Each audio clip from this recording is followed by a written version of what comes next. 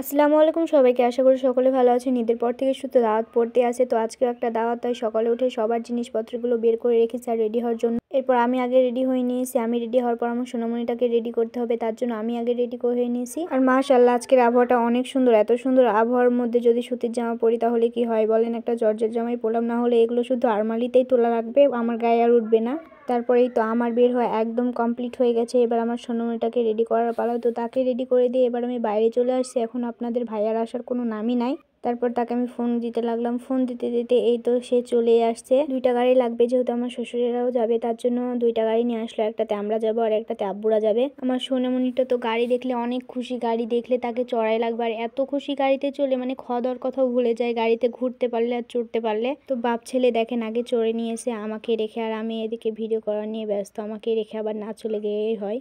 আজকের আবহাওয়াটাও অনেক খারাপ, তো যেদিনই কোথাও বের হচ্ছে সেদিনই বৃষ্টি হচ্ছে। দেখেন কত বৃষ্টি, আর বৃষ্টি হলো আল্লাহর রহমত। বৃষ্টি হোক কিন্তু অনেক ভালো, ঝিরিঝিরি বৃষ্টি। আস্তে আস্তে আমি একদম ভিজে গেছি। কোনো রকমে আমার সোনামণিটাকে ওড়না দিয়ে ঢেকে রেখেছিলাম, কিন্তু আমি তো পুরাই ভিজে গেছি। আর রাস্তার কি অবস্থা দেখেন। আর যাওয়ার সাথে সাথে আমাদের নাস্তা দিয়ে দিয়েছে, যেহেতু আমাদের যেতে যেতে অনেক দেরি হয়ে গেছে। নাস্তা খেয়ে আমরা বেরিয়ে পড়লাম। দেখেন কত সুন্দর আবহাওয়া, পুকুর পাড়ে যে এত সুন্দর আবহাওয়া তা বলার মতন না। যেহেতু বৃষ্টি হয়েছে, বৃষ্টির পরের আবহাওয়াটা কিন্তু অনেক সুন্দর হয়, শীতল শীতল ঠান্ডা বাতাস, আর পুকুর পাড়ে এত সুন্দর লাগছিল। আমরা এখানেই বসে থেকে বাতাস উপভোগ করছিলাম। আর আমার সোনামণিটাকে বের করে নিয়ে, যেহেতু অনেক কাদা, যদি পড়ে টরে যায় তার জন্য তাকে বের করে নিয়ে। আর এত সুন্দর বাতাস হচ্ছে দেখেন। পুকুরের ঢেউটা কিন্তু সেই লাগছে, আমি অনেক মিস করবো এই পুকুরটাকে, অনেক সুন্দর লাগলো। এদিকে একটা জবা ফুলের গাছ আছে, আমি জবা ফুল ছিঁড়তে বললাম, তো আপনাদের ভাইয়া বললো রক্ত জবা ফুল ছিঁড়তে হয় না, তার জন্য আমাকে ছিঁড়েও দিল না। তারপর বাইরে বেড়াতে বেড়াতে আমাদের খাওয়ার সময় হয়ে গেছে, যেহেতু আবহাওয়া খারাপ, জলদি জলদি বাসায় যেতে হবে। আমার সোনামণিটা না থাকলে আলাদা বিষয়। তো আমরা খেতে বসে গেলাম। এই তো গরুর মাংস ঝোল দিয়েছে, আর এখানে বিখ্যাত সাতপুথি দিয়েছে। সাতপুথি মানে চিতই পিঠা। আমরা গ্রামের বাসায় সাতপুথিও কেউ বলি,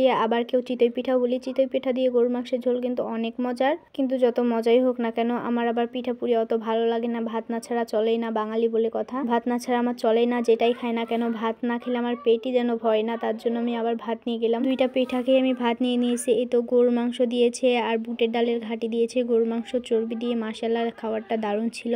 তো খেয়ে দিয়ে আবার বেরিয়ে পড়তে হবে। তো আপনাদের ভাইয়া ওদিকে গাড়িটা এদিকে নিয়ে আসতে গেল, আর আমি রেডি হয়ে তো একদম গরমে অস্থির হয়ে গেছে। পানি হওয়ার পর যেন ঠান্ডা হওয়ার বদলে আরো গরম হয়ে গেছে। এদিকে আমরা সবাই একসাথে বেরিয়ে পড়লাম। আর পুকুর পাড়টাতে তো অনেক মিস করব। দেখেন কত সুন্দর লাগছে, এদিকে কাঁঠাল ধরেছে, আর কত সুন্দর এই পুকুর পাড়টা, মাশাআল্লাহ অনেক সুন্দর। তারপর আপনাদের ভাইয়া বেরিয়ে পড়লো।